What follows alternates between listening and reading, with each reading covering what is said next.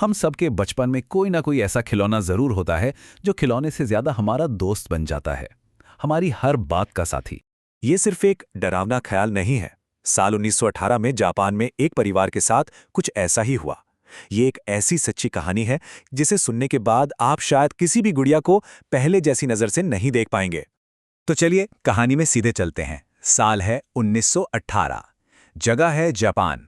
कहानी के दो मुख्य किरदार हैं, एक 17 साल का लड़का इकीची सुजुकी और उसकी प्यारी सी छोटी बहन किकुको।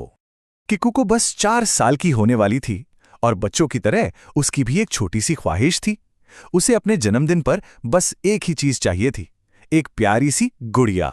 अब बात यह थी कि उनका परिवार काफी गरीब था, तो माता पिता ये महंगा तोहफा नहीं खरीद सकते थे। लेकिन इकीची अपनी बहन से बेइंतहा प्यार करता था। उसकी मायूसी उससे देखी नहीं गई, तो उसने खुद पैसे जमा करने की ठानी। और फिर एक दिन इकीची को एक दुकान में वो गुड़िया मिली। वो बाकी गुड़ियों जैसी नहीं थी।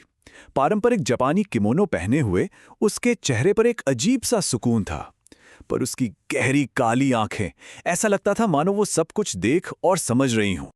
किकू को तो उस गुड़िया को देखकर खुशी से उछल पड़ी। उसने उसका नाम रखा ओकिकू, और बस उस दिन से ओकिकू सिर्फ एक गुड़िया नहीं बल्कि किकुको की परछाई बन गई। वो एक पल के लिए भी उसे खुद से दूर नहीं करती थी। लेकिन जैसा अक्सर दिल तोड़ने वाली कहानियों में होता है, ये मासूम खुशी ज्यादा दिनों तक टिक नहीं पाई। बहुत जल्द उस परिवार पर एक ऐसा कहर टूटा जिसने सब कुछ बदल कर रख दिया। किकू को मलेरिया हो गया। उस छोटी सी बच्ची ने बहुत दर्द सहा और अपनी आखिरी सांस तक उसने अपनी प्यारी ओकिको गुड़िया को कस कर सीने से लगाए रखा, और फिर वो हमेशा के लिए शांत हो गई। जापान में एक रिवाज है कि जब किसी की मृत्यु होती है तो उनकी सबसे पसंदीदा चीजों को भी उनके साथ ही जला दिया जाता है। परिवार भी यही चाहता था कि ओकिको गुड़िया को किकुको के साथ ही विदा किया जाए, पर मंदिर के पुजारियों ने इसकी इजाजत नहीं दी। तो परिवार ने उस गुड़िया को अपनी बेटी की याद में घर में एक शेल्फ पर सजा दिया, और बस यहीं से उस घर में असली खौफ ने दस्तक दी। शुरुआत में तो सब बहुत हल्का था, लगभग ना के बराबर। कभी रात में हल्की सी हंसी सुनाई देती, तो कभी किसी के फुसफुसाने की आवाज, बिल्कुल किकुको की तरह। फिर एक दिन एकीची ने कुछ ऐसा देखा जिससे उसके होश उड़ गए। वो थे उस गुड़िया के बाल। जब वो उसे लाए थे तो उसके बाल गर्दन तक कटे हुए थे, पर अब वो कंधे तक लंबे हो चुके थे और उनका रंग भी बदल रहा था, बिल्कुल इंसानी बालों की तरह। माँ ने सोचा कि ये जरूर उनका कोई वहम होगा। इस अजीब ख्याल को मन से निकालने के लिए उन्होंने कैंची उठाई और गुड़िया के बाल वापस पहले जैसे काट दिए। शायद ये उनकी जिंदगी की सबसे बड़ी भूल थी। उसी रात माँ को एक भयानक सपना आया और वो चीखते हुए जाग गईं। और जब उनकी आंखें खुलीं तो जो उन्होंने देखा, ओकिको गुड़िया ठीक उनकी छाती के ऊपर बैठी हुई थी। और ये डर, ये खौफ कोई 1-2 दिन या कुछ महीनों की बात नहीं थी। ये सिलसिला पूरे 20 साल तक चला। सोचकर देखिए, अगले 2 दशकों तक सुजुकी परिवार एक ऐसे अनजाने आतंक के साए में जीता रहा जो हर दिन और भी गहरा होता जा रहा था। खासकर किकुको के जन्मदिन के आसपास तो ये खौफ अपनी हदें पार कर देता था। पहले तो सिर्फ अजीब आवाजें और परछाइयां दिखती थीं, फिर गुड़िया का सिर अपने आप घूमने लगा। कुछ समय बाद घरवालों ने उसे अपनी पलकें झपकाते हुए भी देखा, और आखिरकार ये डर एक जानलेवा हमले में तब्दील हो गया। एक दिन हिम्मत करके परिवार ने उस गुड़िया को घर से बहुत दूर एक खेत में दफना दिया।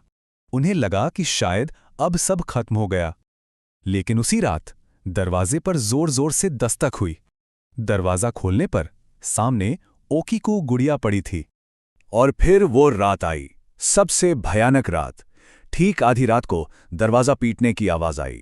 पिता ने जैसे ही दरवाजा खोला, सामने गुड़िया थी, और इससे पहले कि वो कुछ समझ पाते, गुड़िया के बाल अचानक बढ़े और उनके गले से लिपट गए। उनका दम घुटने लगा। जब लगा कि अब सब खत्म, तभी एक ही चीज जोर से चिल्लाया, किकुको! और एक पल में सब शांत हो गया। गुड़िया बेजान जमीन पर पड़ी थी। 20 साल के इस अंतहीन खौफ के बाद परिवार पूरी तरह टूट चुका था।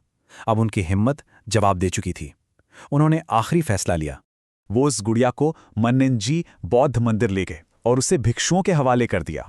उन्होंने कई पूजा पाठ और अनुष्ठान किए ताकि उसे पवित्र किया जा सके, लेकिन उस श्रापित गुड़िया पर किसी भी चीज का कोई असर नहीं हुआ।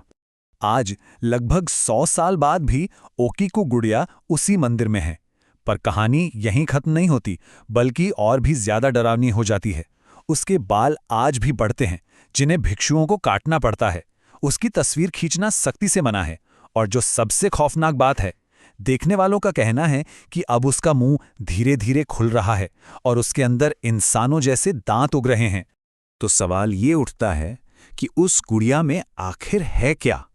क्या ये किकुकू की ही आत्मा है जो अपने खिलौने से आज भी जुड़ी हुई है, या फिर उस गुड़िया के अंदर कोई और कहीं ज्यादा भयानक शक्ति कैद है?